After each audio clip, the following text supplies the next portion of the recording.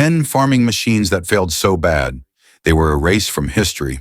Welcome back to Tractor World, a journey through the machines that shaped agriculture and changed the way we farm. Throughout history, engineers have built tractors so daring, so experimental that some have disappeared without a trace. And hidden among them is a machine so extraordinary, so dangerous that without it, you'd be wrong about the proper limits of agricultural power. In today's episode, we count down 10 farm machines that failed so miserably that they were erased from history. Some were too heavy, some too fragile, others too ambitious. But the last one, ranked number 1, is unlike anything you've ever seen, and its story may change the way you think about agricultural innovation forever. If this is your first time at Tractor World, be sure to like and subscribe to follow us every step of the way. Stay with us, because what began with forgotten plow trains and walking tractors will end with a machine obliterated by secrets, danger, and history itself. Ranked 10th, the steam-powered plow train, too heavy to farm. Before diesel or gasoline, engineers trusted steam, but the result was too heavy to survive. At the height of the Industrial Revolution, engineers in Britain and America shared a vision. If steam could power trains and factories, why not farms? Out of that optimism emerged the steam-powered plow train, a mechanical giant intended to banish horses from the field. On paper, it seemed unstoppable. Massive steel boilers producing up to 60 horsepower, iron wheels taller than a man, a frame weighing as much as 20 tons. These were not tractors as we know them, but locomotives dragged onto farmland, engineered to pull entire sets of plows in a single pass. In England, inventors like John Fowler deployed them on sprawling estates. In the United States, companies such as Case and Buffalo Pitts dreamed of mechanizing the endless plains. Farmers were promised efficiency, one machine doing the work of dozens of animals. Reality was harsher. When driven directly across a field, the significant engines bogged down within minutes, sinking into damp soil under their own mass. To avoid that, engineers devised a workaround. 2 engines stationed at opposite ends of a field, connected by a steel cable. The plow was dragged back and forth like a pendulum, while men shoveled coal into furnaces and kept water hissing at the boil. It worked, but only at a staggering cost. Each acre consumed mountains of coal. Crews had to be trained like railway staff, not ordinary farmhands, and the soot and noise turned quiet fields into blackened workshops. Farmers who had invested their savings quickly lost patience. The promise of liberation had become a burden of endless maintenance, dangerous boilers, and collapsing profits. Within a generation, the arrival of lighter gasoline and diesel tractors erased the plow train's last chance to survive. Today, only fragments remain, rusting frames in a handful of museums, sketches in agricultural journals. No engines fire, no cables pull across the soil. The steam-powered plow train has vanished, leaving a gap in farming memory. A machine once meant to change agriculture, now remembered mainly through its absence. Ranked 9th, the walking tractor. When machines tried to imitate farmers, we've seen tractors sink under their own weight. The next one tried to walk instead and stumbled. In the 1960s, engineers on both sides of the Atlantic were obsessed with one frontier problem: wheels sink. In wetlands, rice paddies, or muddy spring fields, traditional tractors buried themselves to the axle. The proposed solution sounded radical, but strangely logical. If a farmer can walk across mud, why not make a tractor that walks too? Thus emerged the walking tractor prototype. Picture a steel chassis perched on 4 mechanical legs. Each leg was powered by a hydraulic ram, designed to lift, push, and plant itself into the ground, mimicking a stride. On paper, it offered freedom, a 30-horsepower equivalent machine capable of stepping over ruts, avoiding sinkholes, and distributing weight evenly across soft terrain. The prototypes were tested in controlled plots. Slowly, they lurched forward, clumsy but determined. For a moment, it looked like science fiction had arrived on the farm, but within minutes, problems surfaced. Mud jammed the hydraulic joints. Each step required bursts of energy that overheated the pumps. And when a leg lost synchronization, the entire machine pitched sideways like a drunken giant. Farmers who witnessed demonstrations were unimpressed, and in some cases, frightened. The gait was unpredictable, the noise unsettling, and the reliability non-existent. Unlike wheels, which could be repaired with a wrench, the walking tractor demanded a team of engineers at every breakdown. The irony was unavoidable. What was meant to imitate the farmer's natural stride instead revealed how irreplaceable that stride really was. The farmer walked steadily, the tractor stumbled. What was sold as liberation became a reminder that copying biology is not the same as respecting it. By the late 1960s, the idea was abandoned. The prototypes disappeared into warehouses, their patents collecting dust. Wheels, simple, cheap, and proven, continued to dominate. It was designed to walk like a farmer. But in the end, the farmer kept walking, and the tractor fell behind, limping straight into obscurity. Ranked 8th, Fordson E27, Antarctic, frozen before it could farm. From mud and motion to the challenge of ice, the next design froze before it could prove itself. When the Second World War ended, Britain's Fordson E27 Major rolled out of the Dagenham plant as a symbol of modern mechanization. Rugged 27-horsepower engines, affordable and reliable, they became the backbone of post-war farming across Europe. But in the Soviet Union, they faced a test no British engineer had designed them for: the Arctic. The idea was simple. If tractors could cultivate the Russian steppe, why not push them into Siberia? Crops were desperately needed, and machines promised to replace exhausted draft animals. Engineers fitted crude insulation panels around the block. They enclosed cabins to shield drivers from frostbite. They experimented with kerosene heaters to keep fuel from solidifying. On paper, the Arctic Fordson was a step forward. In practice, it was a disaster. At -30 Celsius, lubricants thickened into tar. Diesel and kerosene froze in the lines. Batteries died within minutes. Farmers sometimes resorted to burning fires beneath the chassis, a desperate attempt to thaw the oil pans enough for cranking the engine. Even then, pistons seized, blocks cracked, and starters snapped. The modifications could not overcome a fundamental truth. Engines designed for temperate England were not built for the tundra. Reports from collective farms described tractors standing motionless for weeks, surrounded by snowdrifts, their cabins frosted white inside and out. What was intended as a tool of expansion became a monument to overreach. By the early 1950s, the Arctic conversion effort was abandoned. The Soviet Union turned to domestic designs with heavy-duty cold-weather engineering, leaving the Fordson E27N Arctic units to rust in barns and depots. No engine turned over. No wheels broke through the snow. The Arctic wind howled, and the Fordson E27N remained frozen in place, silenced forever by the very climate it was meant to conquer. Ranked 7th, Allis-Chalmers fuel cell tractor, a clean dream that failed. Engines froze in the cold, so engineers turned to hydrogen, a clean, futuristic, and ultimately doomed solution.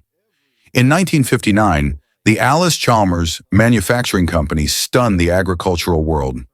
At their Wisconsin headquarters, engineers unveiled a tractor unlike anything seen before, a machine powered not by gasoline or diesel, but by hydrogen fuel cells. Inside its frame sat a bank of 1,008 individual cells, each converting hydrogen and oxygen into electricity. The system produced 20 kilowatts, roughly 27 horsepower, modest by tractor standards, but remarkable for a technology most people associated with laboratory experiments. The benefits seemed extraordinary. The tractor ran quietly without smoke or fumes. It promised independence from volatile fuel prices, and engineers imagined a future where clean hydrogen might power fleets of agricultural machines. In demonstrations, the fuel cell tractor pulled a plow through light soil and operated auxiliary equipment. Crowds at the 1960 Wisconsin State Fair watched it roll almost silently, its only emission pure water vapor. For a moment, farming's future looked electric, but the flaws were just as dramatic. The fuel cells were fragile, requiring purified hydrogen that few farms could supply. The cost of the stack far exceeded the value of any tractor on the market, and repairs demanded technicians, not mechanics. Membranes had to be replaced, seals maintained, and every component kept free from contamination. For farmers already stretched by equipment costs, the idea was unthinkable. The project never progressed beyond the prototype stage. Allis-Chalmers quietly retired the machine, and the fuel cell tractor became a historical curiosity. Today it stands not in a field but in a museum, preserved at the Smithsonian Institution, where it represents a vision ahead of its time. In the modern era of hydrogen debates, the 1959 tractor reminds us that the idea was tested long before the world was ready for it. No fields remember their work. Only display cases and technical papers record their story. The Allis-Chalmers fuel cell tractor was not a machine for farmers. It became an artifact, archived as the world's first, but never the farmer's last. Ranked 6th, International Harvester's Turbine tractor, power without control. If hydrogen was too delicate, fire itself became the answer, until it scorched the very fields it worked. In 1961, International Harvester introduced a prototype that resembled an experiment from an aerospace lab more than a farm vehicle. Instead of a diesel engine, engineers mounted a Boeing gas turbine inside a tractor frame. This was the IH turbine tractor. The turbine produced nearly 100 horsepower, far above the average diesel of the era. It ran on kerosene or jet fuel, spinning smoothly at tens of thousands of revolutions per minute. Compared to pistons, it promised fewer moving parts, less vibration, and a futuristic appeal. At demonstrations, the machine whined like a jet engine, drawing crowds who had never seen or heard a farm vehicle roar in such a way. But farming is not a trade show. The first flaw appeared in the fuel tank. Turbines burned kerosene at shocking rates. What a diesel tractor could run all day on, the turbine devoured in hours. For farmers already managing tight margins, the fuel bill alone made it impossible for them to operate. Then came the throttle lag. Unlike a diesel that responded instantly, the turbine needed time to spool up before delivering torque.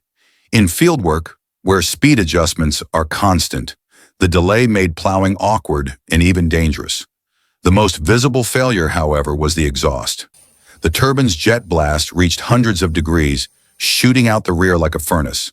Farmers joked that it could cook dinner while it worked, but in truth, it scorched the earth behind it, destroying crops and drying soil. International Harvester engineers understood quickly that the turbine was not a practical replacement. What was dazzling in theory was disastrous in practice. After a few field trials, the prototype was retired. In the end, it wasn't the tractor that farmers remembered. It was the turbine, loud, hot, and hungry. A machine built for the skies that never belonged on the soil. Ranked 5th, Soviet T-74 Amphibious, a machine that couldn't stay afloat. We've seen tractors burn fuel too fast. The following Soviet experiment drowned instead. It began with the sinking. Soviet engineers hauled their creation out of a riverbank, dripping with mud, its pontoons cracked, its engine flooded beyond repair. Farmers and soldiers stood watching, silent witnesses to another failed experiment. That was the end. To see how it began, we stepped backward. The base was the Kharkiv T-74, a workhorse crawler tractor produced in Ukraine through the 1960s. Rugged and dependable, the standard version pulled plows and heavy loads across Soviet collective farms. But Moscow wanted more, a machine that could farm in wetlands, traverse flooded zones, and even support military bridging operations. The concept was an amphibious tractor. Engineers sealed the hull with steel plating. They extended the exhaust pipe upward like a snorkel. Pontoons were fitted to help float the 6-ton body, while the broad crawler tracks were meant to churn through mud and water alike. In trials, the tractors did move into rivers. For a few minutes, they floated, splashing forward. The vision seemed alive, a machine that ignored the boundaries of land and water. Then the flaws surfaced. The pontoons leaked under pressure. Rust spread rapidly on unprotected steel. Mud clogged track sprockets, stalling motion. Worse, once water entered the engine bay, the diesel refused to restart. Reports described tractors drifting helplessly downstream or sinking outright, forcing cranes or barges to recover them. For farmers, the promise collapsed instantly. An ordinary T-74 was reliable. The amphibious T-74 was a liability. For the military, the tractor was too slow and fragile to be of service. By the late 1960s, the experiment was canceled. The surviving prototypes were stripped or abandoned. The Soviet Union returned to more conventional designs. leaving the Amphibious tractor as a footnote in Kharkiv's long production history. It ended in silence on a riverbank, a failed hull dragged back to shore. What began as a Soviet dream of conquering both land and water ended with machines sinking, not into legend, but into mud. Ranked fourth, Case 1200, the 1960s tractor that failed its own strength. Where water swallowed one design, size crippled another, America's four-wheel drive giant. In 1963, the J.I. Case Company rolled out a machine it called the 1200 Traction King. It was big, bold, and unmistakable. An articulated frame bent in the middle for tight steering. Four-wheel drive delivered constant pulling power. And under the hood, a 120 horsepower diesel engine promised to dominate the largest farms in the American Midwest. Case marketed it as the future, a tractor that could pull more steel through more acres than anything before it. For farmers facing bigger fields and higher yields, the 1200 seemed like the answer. At first, it impressed. The size was commanding, the drawbar pull unmatched. Implements that would stall smaller tractors moved under its steady rumble. But the honeymoon was short. The very articulation that gave it maneuverability became a weak point. Pivot joints wore quickly under heavy loads. Transmissions failed with alarming regularity. Axles twisted or cracked. The tractor that promised reliability turned into a mechanic's nightmare. Word spread fast in rural America. Farmers gave it a new nickname, the King of Breakdowns. Owners spent more time waiting on parts than working their fields. Case dealerships, instead of celebrating a flagship, found themselves fielding angry calls. By the late 1960s, Case had no choice but to do so. Production ended, and the 1200 was phased out in favor of improved successors. What was once the pride of an advertising campaign became a cautionary tale. Innovation without durability is not progress. And then it was gone. No farewell, no legacy. Just another broken machine pulled out of service, replaced without ceremony. Ranked third, Deutz Intrac, the all-in-one tractor that did nothing well. Strength wasn't enough. Germany tried complexity, a tractor that promised everything and delivered nothing. In the 1970s, German manufacturer Deutz launched what it believed was the tractor of the future, the Intrac series. Unlike conventional designs, the Intrac placed its cab at the very front of the chassis, suspended over the engine. From that seat, the operator had a panoramic view of any tool or implement mounted ahead of them. Behind the cab, the rest of the chassis was built for versatility. Implements could be mounted not only at the rear, but also in the middle and front. Mowers, plows, sprayers, and loaders. All could be attached and swapped rapidly. With models ranging from 80 to 150 horsepower, the Intrac promised to replace fleets of specialized machines with a single modular workhorse. On paper, the vision was brilliant. In demonstration fields, farmers marveled at the visibility, the clever attachment points, and the engineering confidence of German design. For a moment, it seemed as if Deutz had reinvented the tractor. But reality soon contradicted the promise. The hydraulic systems required to power all those mounting points were intricate and fragile. Repairs were costly, downtime frequent. The forward cab, while excellent for visibility, was cramped and noisy, leaving operators fatigued. And the sticker price, thousands higher than standard tractors, proved impossible for most farmers to justify. Instead of replacing multiple machines, the Intrac itself needed constant replacement of parts. Instead of simplifying farm work, it complicated it. Dealers found that few customers returned for a second model. By the early 1980s, Deutz quietly discontinued the series. While the company thrived with conventional designs, the Intrac remained a bold experiment that fell short of its ambitions. A few survive today in collections, admired for their rarity, but remembered more for their failure to meet expectations. It was sold as the tractor that could do everything, but in the fields it proved the opposite. Too complex, too costly, and too rare to survive. The Intrac inverted its promise, becoming not the future of farming, but a reminder of how innovation can overreach. Ranked second, John Deere 8020, the $30,000 giant farmers weren't ready for. We've seen complexity collapse. Now the most trusted American brand has built a tractor that cost too much, too soon. In 1960, John Deere entered uncharted territory. For decades, its tractors had been row crop staples, green machines trusted by small and mid-sized farmers. But agriculture was changing. Farms were growing larger, implements were heavier, and horsepower demands were greater. Deere's answer was radical. The 8020, its first production four-wheel drive tractor. The 8020 was colossal. With a Detroit diesel 671 engine delivering 215 horsepower, it doubled the output of many competitors. Its articulated frame bent in the middle, allowing a 30,000-pound machine to maneuver fields. An 8-speed power shift transmission made it modern, and Deere painted it in classic green with bold yellow wheels, a giant dressed in familiar colors. For farmers who saw it at field days, the 8020 was breathtaking. It pulled massive plows through soil with ease, engines rumbling like locomotives. In demonstrations, it outclassed almost everything else. Deere positioned it as the machine for the future of big agriculture. However, the future had not yet arrived. The price tag, over $30,000 in 1960, made it unreachable for most farmers. The transmission and drivetrain required expertise that many dealers lacked. Breakdowns meant delays, and delays meant lost harvests. Farmers admired the power but hesitated to take on the risk. Only 100 were ever built. Deere soon withdrew it from the market, improving the design for later generations. Yet the 8020's impact remained. It was a proof of concept, a demonstration that Deere could build machines not just for row crops, but for the vast fields that would define industrial farming in decades to come. Today, surviving 8020s are collector treasures. Auction prices soar into six figures, far beyond what farmers once balked at paying. Museums display them as milestones in tractor history, bold, rare, and short-lived.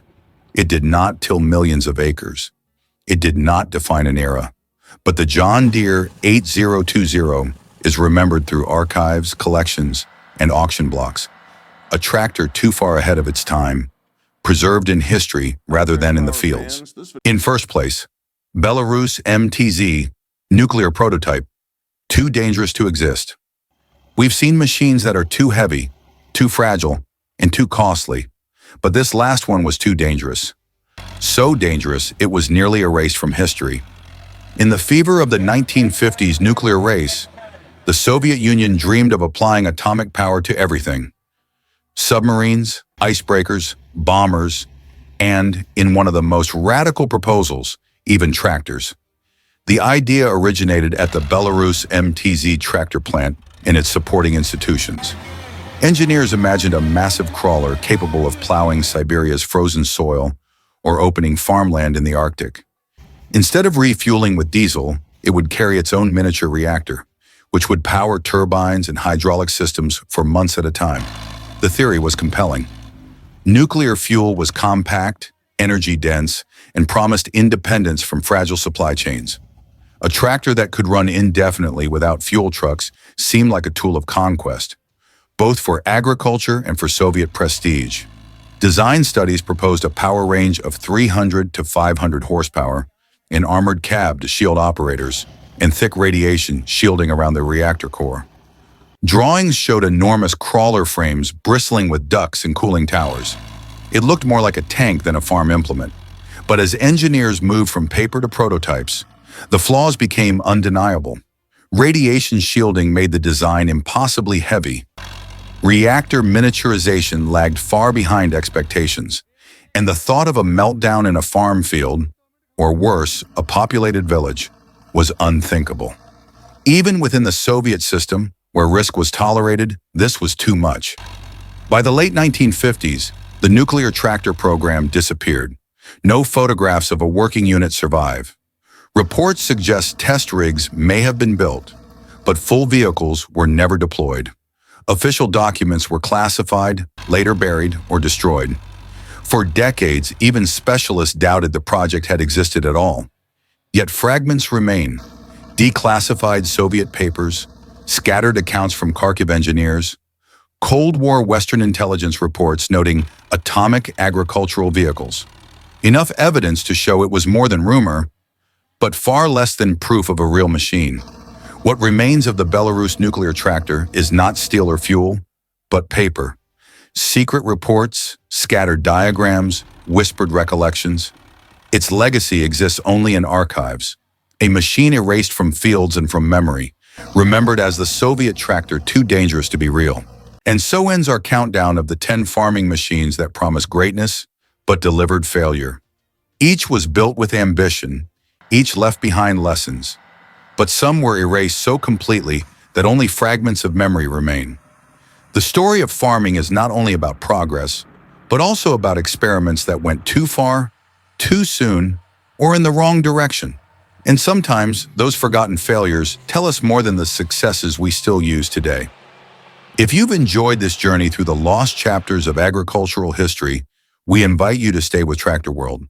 The next episode will take us deeper into another set of machines. Not the ones erased, but the ones built to such an extreme that they seem impossible. Thank you for watching. Until next time, the field still holds stories waiting to be uncovered.